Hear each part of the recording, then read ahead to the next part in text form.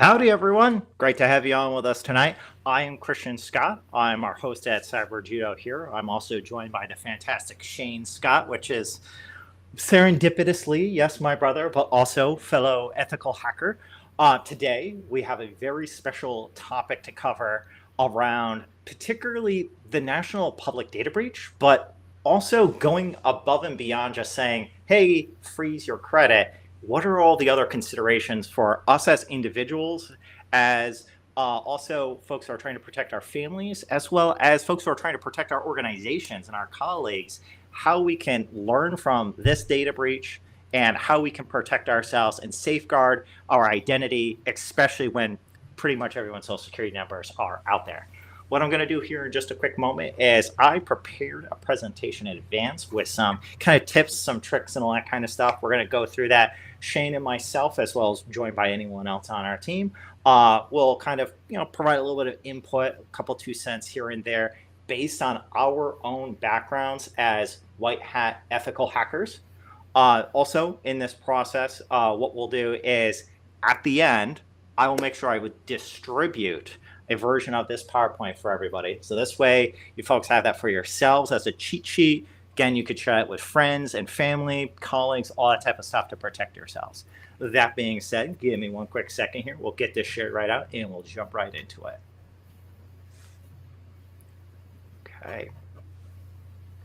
Okay, stupendous. So we got central tips for safeguarding your identity after your social security number has been breached. Now, again, the situation with the national public data breach is kind of like the initial precipice of why we're talking about this and the impetus of why we're talking about this. But this can be applied to so many other circumstances and situations that can, impact people, right? So even if in this particular case, you have found out your social security number wasn't involved in that data breach, that doesn't mean that there isn't a lot of good tips and takeaways here to safeguard yourself in the future, as well as reducing your personal attack surface and digital footprint.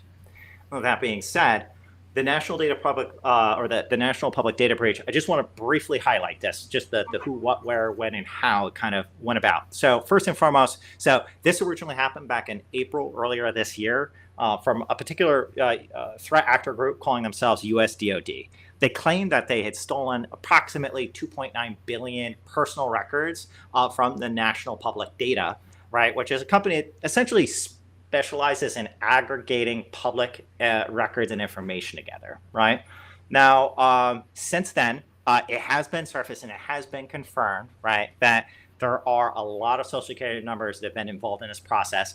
Particularly that data breach seems to involve something like, people are claiming approximately 272 million social security numbers, approximately 134, email addresses. That being noted, with something of this kind of scale and complexity, getting the exact numbers and nuances can be a little bit tricky. There's been a couple of really great resources out there for folks for being able to just see, like, has you or your loved one's data been exposed in the national public data breach?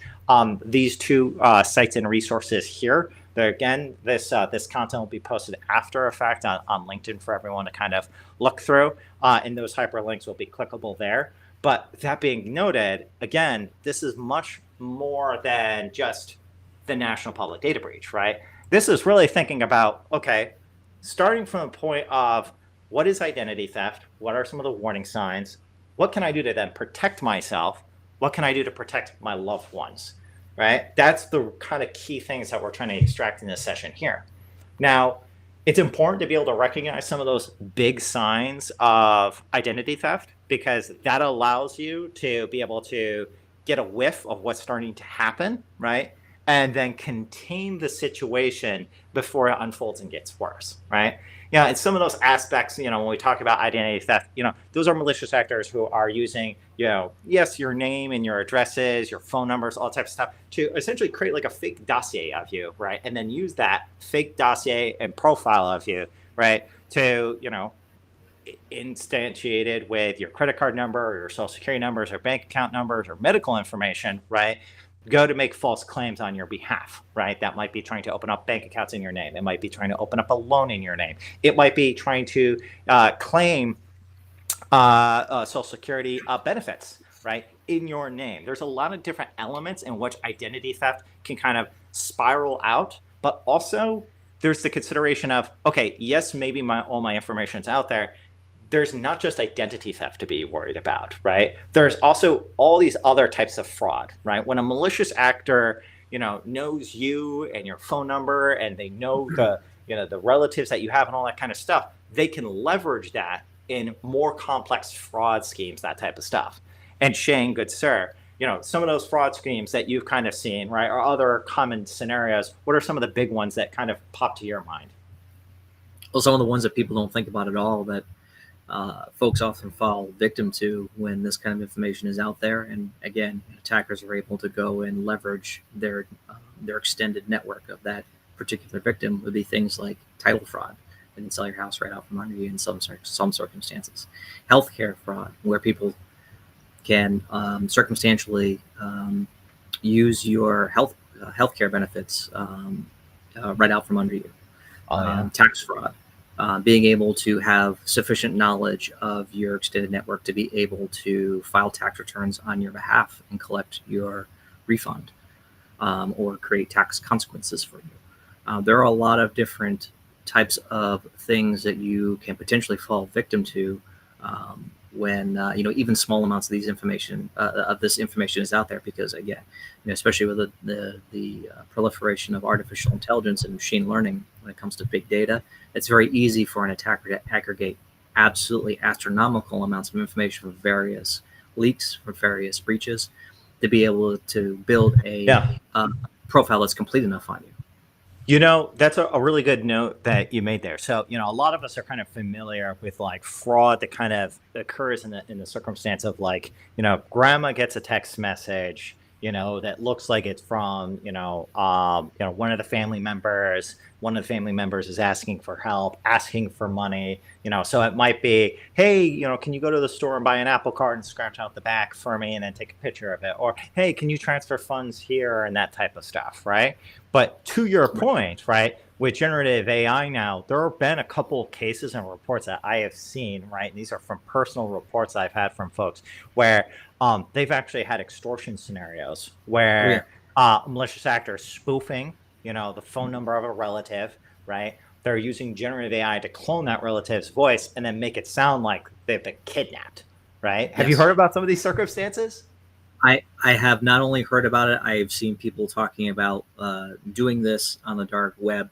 One of the main ways they collect this information is public Facebook profiles and public Twitter profiles, where they collect enough of your speech, whether it be through video or what you have typed, to be able to build a sufficient model to either replicate your voice or speak as you would write, in a very convincing way. And again, it doesn't really require that much of this information to be out there for individuals to execute this type of attack. And it's very convincing. Additionally, when it's a family member, often people have their guard down. They don't think about it at all. So there's that extra leverage that they get from that sort of social engineering attack. So yeah, it's definitely something to watch out for. So, with all this kind of stuff, it's less about trying to be reactive and more of, these are things that everyone should do to sort of lock down your financial footprint, your digital footprint, your identity as it is, and kind of get a good hold on it. That way, regardless of what kind of information is exposed, you're either able to passively defend against it or actively defend against it because you're being informed when there's a condition. Yeah, no, that's a really good point, right? And that's awesome because we have all these other tips in here about decreasing the size of your digital footprint, right? Digital footprint can take a lot of different forms. So that's really great to know. So that being said, everyone knows, yes, go freeze your credit. You got Equifax, Experian, TransUnion, right? Now, the process of freezing your credit is, not the same thing as a credit lock, right?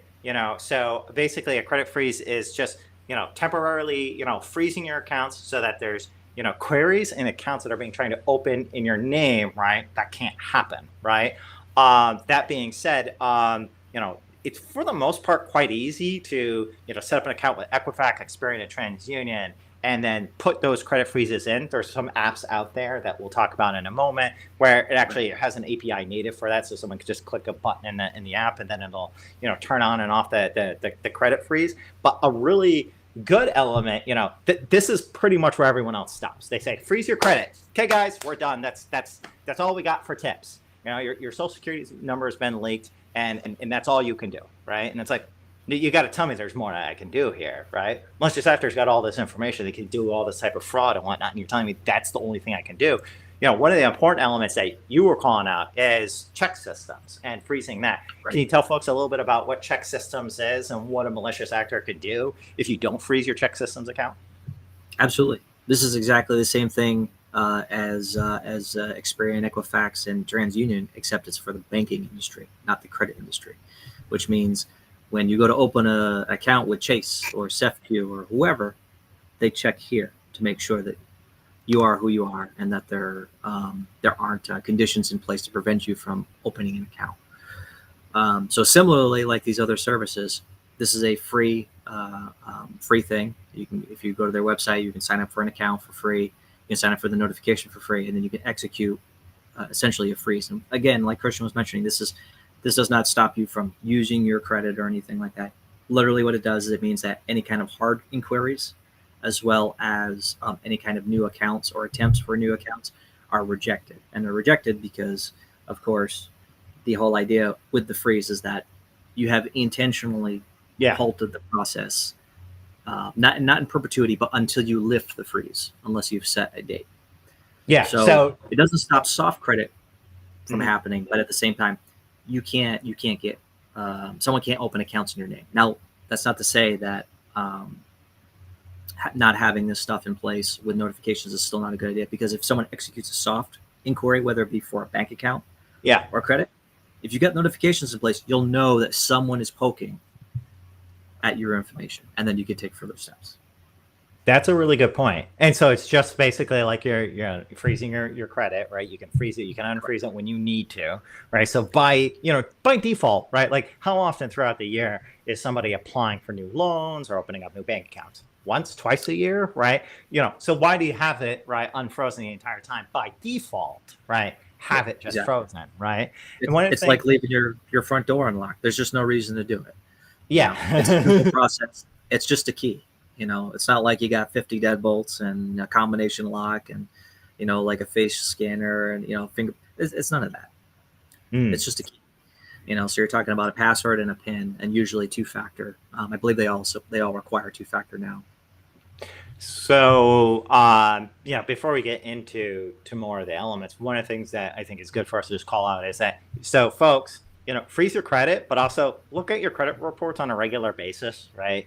Some of us folks, are a little bit more security conscious. We like to, look at it on sometimes a weekly basis, but you can look at it on a monthly basis and whatnot. I think that's fairly reasonable, right? There's obviously some solutions that we're going to talk about in a moment that we're not sponsored or anything like that, but they can also, check those for you, give you notifications proactively. But I think at the end of the day, right, there's the element of you should also be going and looking at your credit reports, right? Go look at your checks report, right?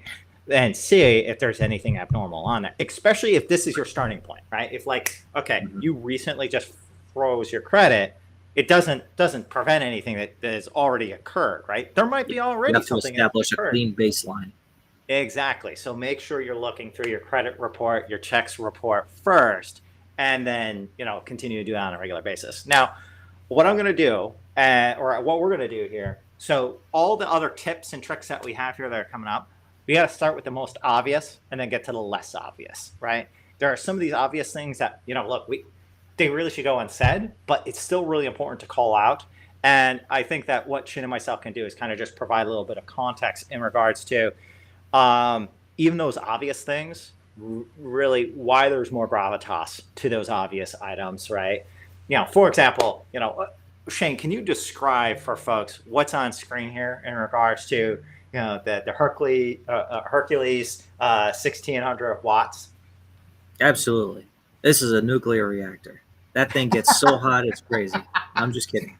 What it is, it's a hashing rig. Essentially what it has a series of GPUs, which are, they're selected because they're algorithmically efficient for cracking certain types of hashes. In this case, I think we were targeting primarily NTLM hashes. With that said, this is a little dinky box compared to what is possible. It's very easy for an attacker to go and rent 100 times this power from Azure or from AWS using SageMaker to go and crack hashes that they've scraped off the internet or from a breach. So having passwords that meet certain minimum criteria is crucial to ensure that they need to expend as much time and energy as possible, and that more than likely they will have enough weaker hits to not bother continuing trying to crack your password. Theoretically, you can crack any password. It's just a matter of time. Yeah. So longer is better generally.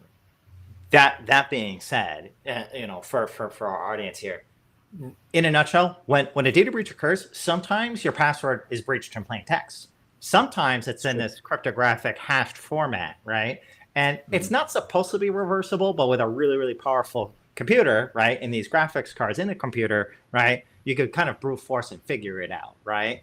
So it's the power of deduction, so to speak, right? And so longer, complex passwords, passphrases, right? Use a sentence, put the grammar in there, okay? That is much, much better than a password that's really, really short and you're doing something like leet speak, which is you're doing substitution, for, rather than an A, we're going to use the @ sign, and rather than an O, we're going to use the 0. That doesn't matter to a computer, right? Your leet speak doesn't do anything for a computer. Passwords can easily also be transformed very easily, right, into ways that what we could be deduced as a human being creating that password, making it try to seem complex, right? So that being noted, utilize password managers. I keep coming across this in my life where I'm meeting people, individuals, and organizations, and I'm like, what's your corporate password management solution? They're like, we don't have one. Why do we need one? Like, well, what are you talking about? Where are you storing the credentials for your like systems to your bank accounts and like all the things that are not federated with your Active Directory environment, all that kind of stuff? Like, where does that stuff get stored? Right? How do you expect your staff members who have to create manual accounts for something that's not federated? Where do you expect them to store that information? Right? Like on Notepad on the desktop of their computer. That's right? where they are a lot of the time. It's in a text document they put in their OneDrive. 1Password, KeyPass, Bitwarden, Proton Pass. I've been recently using Proton Pass. I've had a fantastic experience with Proton Pass. Get a password manager, right? Get your family on it too, right? I'll tell you what. Initially, you folks like your parents and whatnot, they're like, oh man, I gotta pull up my notebook now and I gotta write all the things into the computer at once. But you want to know what? After that, they could set the notebook on fire, right? And now it's way easier, right? They click a button and it inputs it for them, right? It'll make the complex password for them. If they forget something and need help, right? You as a family member who has administrative access, right, to the family accounts and whatnot, can assist them, right? So it's much more convenient that way. Also, multi-factor authentication. We all know about multi-factor authentication, but there are some forms of it that are superior to others. We're going to talk more about this a little bit further on in our presentation here. But fact of the matter is, avoid text messages to your phone as much as possible for your multi-factor authentication. Why? Malicious actors can steal your phone number, right, with SIM swapping attacks. I'm going to talk about where in situations your hand's forced and you got to use SMS, right? I'm going to talk about how to prevent SIM swapping attacks, but generally speaking, try to use the Microsoft Authenticator app or whatever your kind of preferred authenticator app is. Some of these password management solutions also allow you to store MFA tokens in them too, which, that might be to your risk appetite or comfort level or not, right? But that's, well, again, number one, obvious one, right? Number two, right? We're going to get just a little bit deeper. Right? Probably anyone who's here watching this right now or in the future who is a cybersecurity person, even probably the more entry level people go, oh, I know, have I been pwned? Of course, you got to sign up with a have I been pwned account, right? But you want to know what? Don't just do it for yourself, do it for your family members, right? Do it for your father, your mother, your siblings, all that kind of stuff, right? Every time, there's a data breach, right? When the folks that have I been pwned, right, pick that up, right, that data breach, right, it'll allow you to get a notification. Okay, this is a new thing that's been breached, right, and then react accordingly. Now, some password management solutions automatically have that have I been pwned component. Like implemented in it. So, if a password gets breached, it'll tell you and whatnot. But if you don't, right, this is really, really great. Set up your friends, your family, and all that on Have I Been Pwned, right? Edge also does this now, but I would caution people about storing passwords in their browser in general. Yeah. If you recall the very recent problem with Chrome, passwords were easily harvested from a browser using a bit of JavaScript code in an unrelated page. So probably avoid using the password manager that's built into your browser, but definitely get the extension for your password manager. Like 1Password has an extension you install, LastPass an extension you can install, Proton Password has an extension you can install, and that way it enables the deep integration where it can fill in form fields for you and detect when you want an OTP for something and all that kind of business. That way you're not doing without those features, but at the same time you're not making yourself vulnerable using the integrated password manager, which is again something you probably want to try to avoid as much as possible. Booyah! Bonus tip. Don't be storing passwords in your web browser, assuming that's the equivalent of a password management solution. I love it. That's great. Now, many folks are, they're aware of LifeLock. There's a lot of different solutions out there, right? Aurora, LifeLock, IDX Score, all that type of stuff. Now, again, one of the things I want to call it, everything that we've been mentioning so far, not sponsored, right? I don't get anything out of suggesting any. They don't give us any money. Wish they would. That's hilarious. Personally, I really have enjoyed using Aurora for, me and my family. I've had a lot of friends use it and that kind of stuff, right? This is a solution that aggregates a lot of things together, right? So that's not just your identity theft monitoring, but there's identity theft insurance, Right. and then it also does some data sanitization services that we'll talk about here in a moment, all that kind of stuff. But, definitely at the end of the day, what are these identity theft monitoring solutions doing? They're doing what we were just talking about in the beginning. They're checking your credit reports. They're checking your credit reports to see, was there any new queries? Were there any new applications that were put in for things like loans and all that kind of stuff? That's where that's what they primarily do, their main function. Yes, they have a lot of other pseudo features and whatnot. Some of them also have being able to pick up your credentials off of the dark web, which I still sign up to Have I Been Pwned, because sometimes I get actually notifications faster from Have I Been Pwned than, my identity theft monitoring solution, So, there's no problem having, layers of redundancy, right? But again, these are a lot of really great solutions that I have seen people from a personal standpoint have a lot of success with in helping protect themselves. Let's get a layer deeper, right? Because most people probably know this one, but they probably don't know this one as much. Now, anyone who's probably been on YouTube, maybe in the past, 6 months, they've probably heard of a lot of things like, Delete Me, they've probably heard of similar solutions out there. There's Privacy Bee, Delete Me, OneRep, Aura. Aura has that kind of combined it into it. But the thing is this, right? So you have data breaches that occur. They might have your social security number in it and all that kind of stuff. But malicious actors have to go through the effort of building a dossier on you, right? Where do you live, when you were born, all your email addresses, all your phone numbers, all your family members, all that kind of stuff, right? But you want to know what? Rather than going through the effort of having to build a database of these dossiers on people, they could just use data brokers to provide that information for free, right? One of my most favorite ones has been, I think it's like True People Search, right?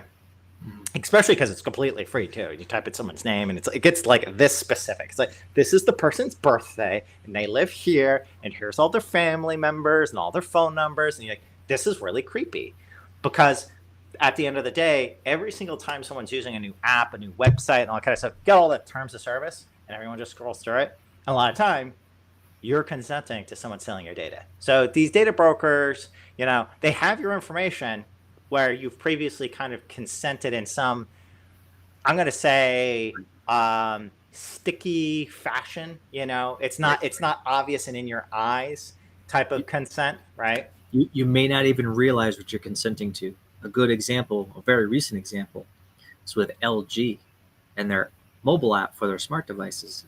If you install the LG application for LG refrigerators or LG smart TVs, you're automatically consenting for LG to collect information from your LG smart vacuum, which has a camera on it. Well, That sounds like another good session that we need to cover here soon enough, good sir. But yeah, I mean, that's a really good point, right? Is that all this information gets sold back to data brokers, data brokers sell back off for marketing and advertising purposes and all that type of stuff, right? And so at the end of the day, these services like Delete Me, OneRep, Privacy Bee, what they're doing is they're just making removal requests on your behalf, right? Yeah. You can go to each one of these people broker sites and request to have your information removed, but it's hundreds and hundreds of them, right? So those services will do that for you. They continuously do it on a monthly basis, right? So definitely this reduces your attack surface of getting the spam, but also the really, really low hanging fruit type of attacks that the less sophisticated malicious actors are engaging in, right? So if you get a lot of text messages that are just like all of a sudden out in the middle of nowhere, and it's like, oh, hey, this is Emily. I'd like to talk about blah, or hey, this is blah, blah, blah, blah, blah, right? You could probably use something like this and you'll get a lot less of those types of attempts, right? For any individual, by the way, who has ever had something like a text message coming from your boss or your CEO, and it's like, hey, this is the boss. I need you to go do blah, blah, blah. Usually malicious actors are going to use this type of data in combination with LinkedIn, right? To have those more kind of curated social engineering attacks and attempts on folks, right? So that'll really help reduce your attack surface. Now, Shane, you were talking about social media just a little bit, earlier on, right? And there are sites like this one here, right? Where, I mean, you quickly just, type in somebody's username, right? And it'll start finding their alias and username across all the social media sites, right? And then you could start to kind of like really dig in there. Is that right? Absolutely. It's so easy. It's ridiculous. I mean, it's truly alarming, actually. It occurs to me one other application you can use is Incogni. Incogni is another good one. Yeah, but yeah, I mean, when it comes to social media, obviously, avoiding posting any kind of personal information that you can avoid posting is good. If you can go under an alias, that's even better. If you can avoid posting full motion video of your face that's unaltered, that's even better. If you can avoid posting, an unaltered version of your voice, or rather, if you can avoid posting an unaltered version of your voice, that's good. But what's really critical is any information that happens to be out there already, like what's the name of your dog, don't use that in your security questions. Yeah. What's your sister's birthday, or where did you meet your significant other? These are very common personal questions that people often leak the information for, or the information is available for a third party to go and aggregate together and determine sequentially what is the most likely set of answers to your secret questions to be able to get, again, into accounts where they might not have been able to obtain a hash or your password in text. It's very, very common for that type of activity to occur. Yeah, and so that being said, so folks should be going through all their major social media profiles, trying to curate it down to just trusted connections only, right? Trying to reduce individuals who they don't know, trying to look them up, right? How much information is exposed by default? I mean, LinkedIn. I tend to suggest LinkedIn, really focusing on that as one of the first ones, especially for anyone who kind of works in a corporate environment, because again, malicious actors, they use that information in combination with these data brokers and all these other things, right? And so you should be just considerate, right, and deliberate in what you want to have out there, right? That also goes in tandem with the personal messaging tips, right? So there's Telegram, there's Signal for end-to-end, encrypted messaging and all that type of stuff. But also, when you go to set those up, right, you should verify your contacts, look at your application permissions, be cautious still of any like links or attachments you get, right? Make sure that when you get rid of old devices to log out. That is really, really important there. You don't ever want to give a device, right, to a family member that you haven't reset the device and wiped it completely, right? And then also going through those same types of privacy settings. I know Shane, and when we go to message back and forth consistently, you have a lot more privacy settings, which makes it difficult for me to like do things like mention you or add you to groups that you're not expecting. Anytime I go to add you to a new group, it says I have to get your consent and authorization first. And I'm like, oh my Lord, this guy's got to be so security See, conscious. that's important so that you don't add me to groups I don't want to be in. Because what if that group is a setup? Yeah, no, It could be a setup for anything. Social engineering campaign. I can't really think of a lot of other things you set me up for, but or that somebody would set you up for. But that'd probably be the most likely, is getting people involved in a channel where they're being fed information to get them to go down a particular path. Probably for phishing, I would say, would be the most likely reason. That in crypto, I mean, there's just tons of like crypto scams. Crypto scams. Yeah, if anyone's ever been in a in a messaging app, right, and all of a sudden you get added to a group of 350 people, right, and then someone starts talking about the new token, right, you could set in your settings, right, to not have it where you're auto added to those groups, right. If that's happening consistently, that's your sign that you can go lock that down a little bit better, right. That also being noted, hey, look, we also live in a world where we have to use email quite a bit, right? And I really, really detest getting trillions of pieces of spam, right? And one of the really kind of neat things that you can kind of do, you can use Apple's hide my email. Gmail actually allows you to have aliases. I can talk more specifically about in a moment, but you can also use things like Proton Mail, Fastmail to generate unique random email addresses, right? Email addresses per service, right? Actually, there are some. Outlook does this now too. So, you say Outlook? That's how important it is. Even Microsoft says, "Hey, you guys need this feature. It's now a basic feature." yeah, and so I've also been seeing it integrated in a lot of password management solutions. So Proton Pass has it, 1Password has it, where now you could generate a temporary email address for something, right? Or an alias address. Right. This way, your main email address isn't always being exposed everywhere. And I think that's even really, really great when you're using your email address, especially when it's more of an outbound approach. Right. There are folks who, they maybe are looking for a job and that kind of stuff. Right. Employment scams. That's big. That's a really, really big one. Taking advantage, right, of people who are trying to find something else. Right. They may be more susceptible than usual, right, to social engineering attacks during that time frame because they have to interface with recruiters and all that kind of stuff. So your email address is getting thrown around all over the place, right? So all types of spam and gross stuff, right? You could get into. I've even heard from friends where they put their resume out there, apply for positions, and all of a sudden they get someone reach out and say, "Oh yeah, we're really interested in having you apply for this job and that kind of stuff, but your resume is not ATS compliant. Can you give us an ATS compliant one, or go to this website and sign up and they'll make it ATS compliant?" And you're like, "My resume is ATS compliant." And they're like, no, it's not. Here, just sign up to the service real quick. Come on, I want to get you applied. This job's perfect for you, right? And they steal $15 or $20 or whatever it is from somebody, right, on a service that doesn't really actually exist, right? So there are all types of really interesting employment scams, right, that just kind of pop out of the woodwork, right, when you're not using email aliases. Shane, did you want to add anything additional to this? There's a particularly interesting one that I come across quite often. So I used to do a lot of private consulting, and as a result, I'm on every list for the guy that does this kind of work and that kind of work and that kind of work.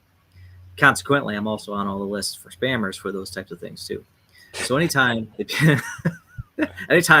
they happen to be feeling like it, I get very interesting emails. It's often emails, occasionally be text messages, but they're often emails inviting me to apply to a job, and they look very, very legitimate. And they'll be, well, so we found your resume here, and this all looks good, but what we want to do, we want to put our header on it, so you could do like a 1099 through us, working as staff aug or something like that. What they'll do is they'll send you a PDF and say, can you look at this and tell me, does this look good? That PDF has a payload in it. You got to reverse it on your computer. Yeah. No, you make a really, really good point in that regard. Now, there's the impersonation, right? Via email, but there's also phone calls, right? And being able to screen your phone calls. One of the things that people don't realize is how easy it is to spoof a phone call and make the caller ID look like it's coming from one place when in reality it's not, right? And so, I think it's important for folks that when you go into the settings of your Android phone or your iPhone, right, you can actually leverage. There are certain apps that do phone call screening, especially if you're using like Verizon or AT&T. Like they actually have apps for this, and then you can Mhm. select that Yeah. app to screen the calls by default because they have a registry of all this spam and nonsense. Now, obviously, you can configure your phone where by default you just don't get any calls, right? It'll just go direct to voicemail for anyone who's not in your contacts. Wow, that's even better, right? And I would definitely recommend that, but not everyone's there yet, right? We got to get to the basics. The basics being have some basic phone call or some fundamental phone call screening in place first, and then also be aware that like malicious actors can spoof, phone numbers, right? I mean, Shane, being able to spoof a phone number and the caller ID on it. I mean, what type of process does that look like? How many minutes are we talking here? It's measured in minutes, not hours. Yeah, from a a POTS line or even a VoIP line on one of the major carriers, it's just a prefix you dial before you dial a number. That's all it is. If you got a VoIP line, well, like you do VoIP IMS, you can make it say whatever you want it to say. Yeah, because you get to Type it in the box. customize the caller Correct. ID, right? And then Exactly. have it set as registered.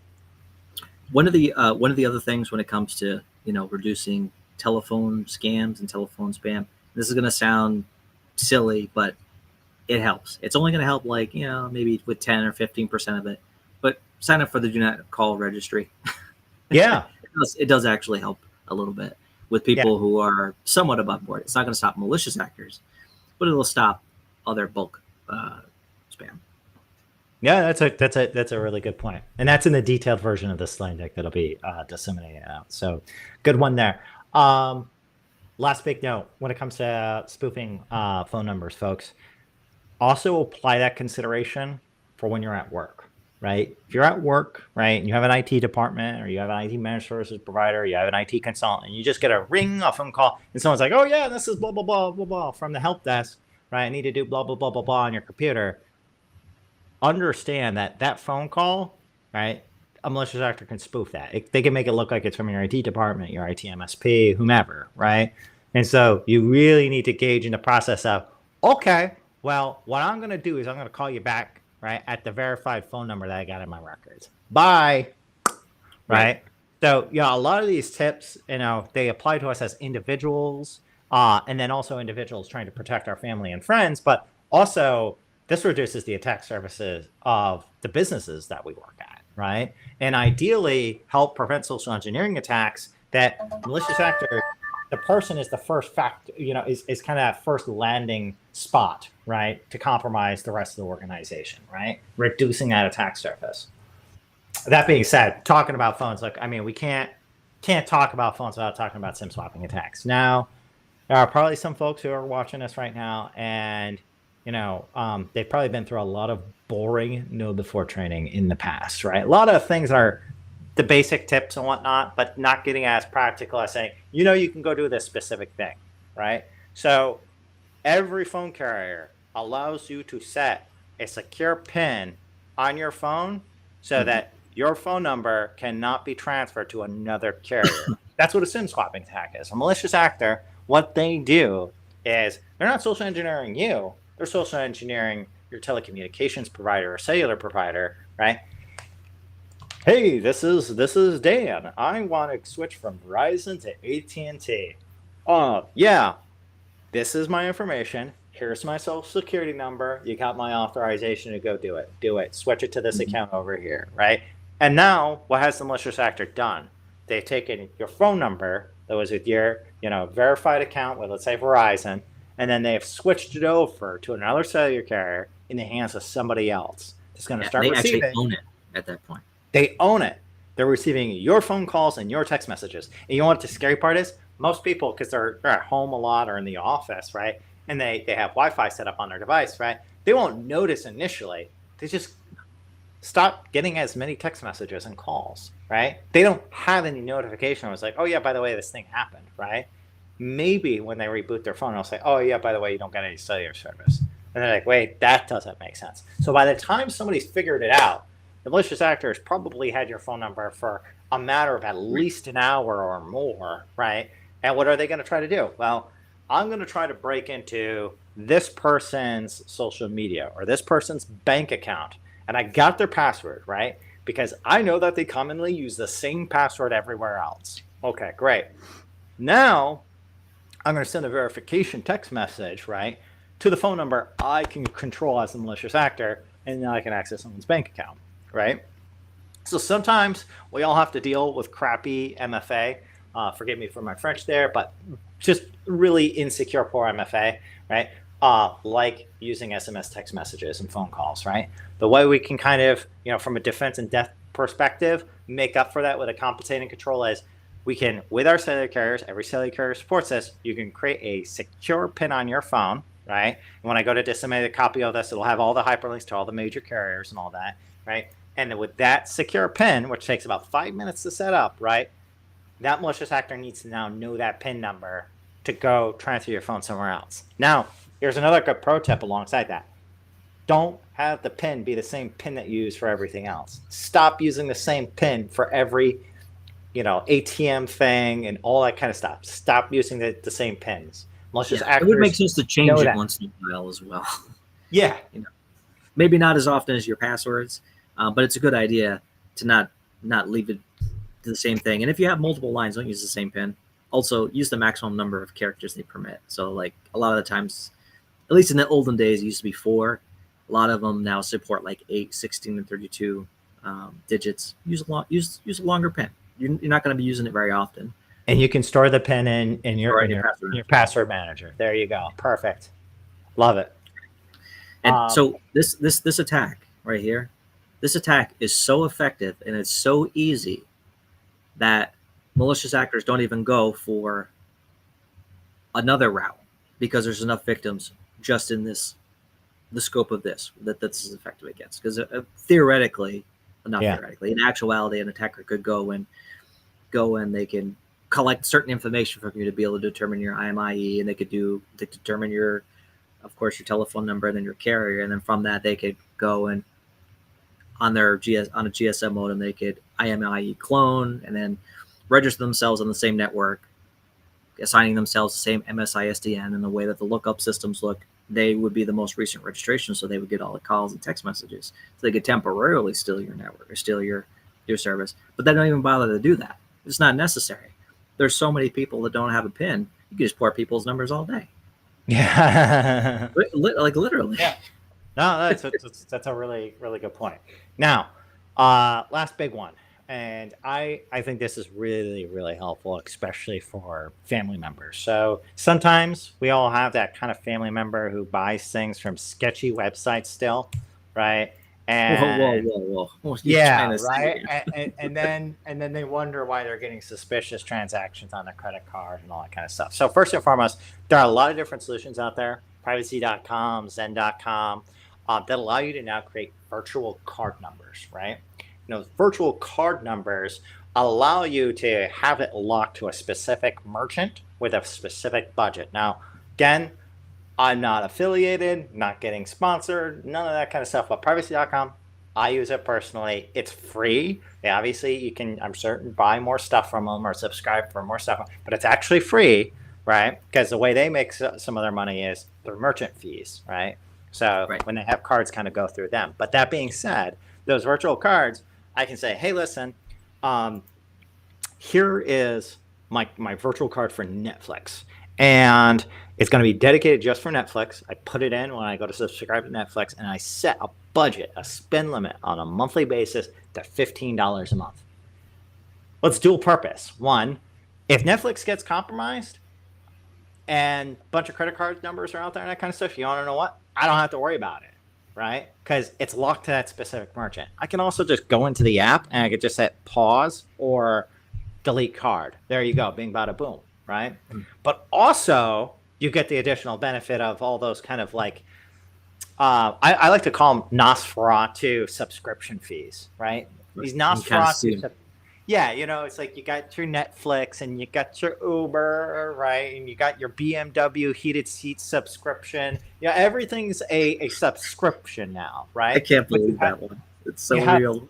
you have a billion little subscriptions, right? That might be $1 here or $5 there. But a lot of times what they do is later on, they may send you just an email, or they just say in their terms of service that they can do whatever they want, whenever they want. They don't have to notify you, and they just bump up the pricing of their service. So all of a sudden, now I got this service I was expecting to pay $10 a month is now starting to charge me $20 a month. So when you set that budget there, you get a decline notification. You're like, look at that. They're trying to pull a fast one on me. They want to charge me more for that thing, right? So that helps, keep your costs under control and all that kind of stuff. And by the way, for businesses, there are also similar solutions out there. So Divvy was a big one that I used to use back in the day. It's Divvy. I think they recently got acquired. I can't remember by who though. It's Bill.com. Okay, they got acquired by Bill.com. That's right. So it's the AP expense management part of Bill.com now. And then there's also I have Mercury, the Mercury FinTech Bank, right? They allow people to create virtual cards, which is really, really cool as well, right? So business owners, right, can also apply the same concept of like, why would you give your business card, right, out to so many people in the company or have so many things running on just that one card, right? Create a virtual card per service, right? It allows you to manage things a lot easier from a security standpoint. But, look, at least what I used to do back in the day, right, is have those virtual card numbers line up to a specific chart of accounts, made bookkeeping way easier, right? So there's a lot of benefits of using virtual cards on a degree. You were saying, Shane? Sorry. A pro tip for anyone who's especially privacy conscious who wants to have virtual cards like this, you can use MoonPay to back virtual cards with cryptocurrencies, all the popular ones. Yeah. That's a really good tip. So if you got to buy something on a sketchy website, there you go, MoonPay. Very good. Okay, so Shane, before we conclude here, are there any big tips or tricks that we're missing? That look, it's like getting people the 80%, the 90% there, right? Not necessarily every little nook and cranny, but the big stuff that you would want to see for your friends and family. Anything else big we're missing? Keep me honest here.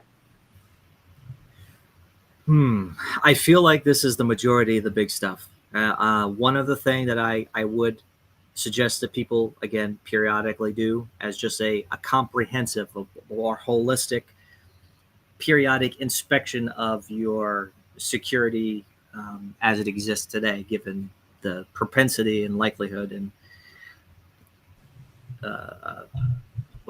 the absolute state of data breaches as it is.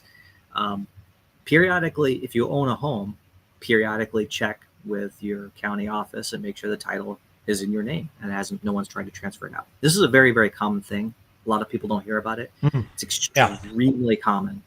And then another thing would be, again, with taxes, making sure that, of course, you have to do your taxes annually. Some people have to do them quarterly, depending upon how you do things. But make sure that not only do you have a tax PIN and you change it every year, but that, again, you're not reusing numbers and you're not reusing details that attackers are going to find in other places. Because again, when it comes to that type of fraud, it's very common for people to have fake returns filed in the name to a new address, and they lose out on the return. And the recovery of that is just brutal. You want to just head that off as much as you can. That's a perfect tip, by the way. I got to, okay. So now I got to put in another slide here, right? In regards to making sure with the, IRS and the Social Security Administration and whatnot, setting those pins, right? It's really important. Yeah, no, that's so. I can tell you, I get attempts multiple times a year on me, and that's because I used to do consulting for a long time, so my taxpayer ID for that business is everywhere because I consulted with hundreds and hundreds and hundreds of companies, and many of these people have been breached directly or indirectly. Some know and some don't. And as a result, attackers try to use this information. So it's very important to make sure that you have those types of checks in place, not only so that you have the peace of mind that someone's not going to be screwing up your tax history and potentially getting some of your dollars that you're owed back, but also to ensure that someone doesn't have enough holes in your chain link fence to be able to string together an attack, to be able to either extort money out of you, Yeah. or extort money out of somebody that you know, because it's very easy for someone to go to one of your family members and say, hey, oh, I got this compromising picture, and they get like a clip of something that's AI generated, but they generated it from a legitimate image of you to extort information out of people. So the more of these things you've got tied up, the more things that you have notifications on, the more equipped you are to detect conditions when there's a problem and to passively defend against them. That's really well put. I was about to say, by the way, all those attempts that have been made on you and whatnot is from me as your secret. They're all you. I knew it. But no, that's so really good. We'll make sure we also get those in this slide deck as well. So for anyone who has the opportunity of joining us today, or the opportunity of looking back at this recording, you will see from me shortly posting this slide deck with all these tips and tricks, actually with more specific hyperlinks and all that type of stuff in the next about day or so. So as weird as it may say, or as I say this, kind of thinking about like our digital footprints and whatnot, feel free to follow me on LinkedIn for more tips and tricks and information like this, as well as this slide deck. We'll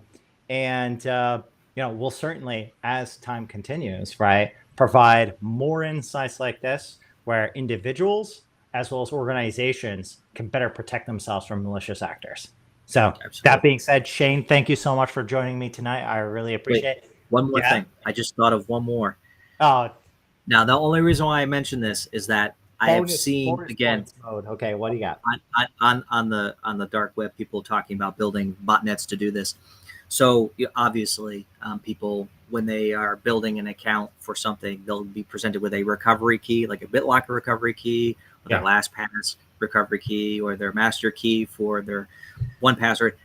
Number one, don't store that PDF on your computer. Like, move it off onto a flash drive that you like store in a safe or something. Number two, don't take a picture of it. The reason why I say don't take a picture of it is that there are mass schemes, right? There's mass botnets now that can very easily collect numbers very reliably out of images. So yeah, you make a really good point. So when someone goes, let's say like on their iPhone, right, they go into the Photos app, right, they can go to a photo and then they could select the text out of that photo, right? So that image character recognition that's there, right, is the same a malicious actor can leverage, right? Exactly. And if you download an app on your phone and you consent to giving it access to your entire images library and that type of stuff, right, that could be a permissions issue, whereas that's exactly what's happening. That's good. Yeah, no, I'll make sure we hammer that home in the mobile app section. So very good, sir. I really appreciate it. And again, thank you so much for partnering with me on this session tonight. Thank you for everyone who had the opportunity of joining us as well. And certainly, as time goes on, you guys will continue to see more Cyber Judo sessions.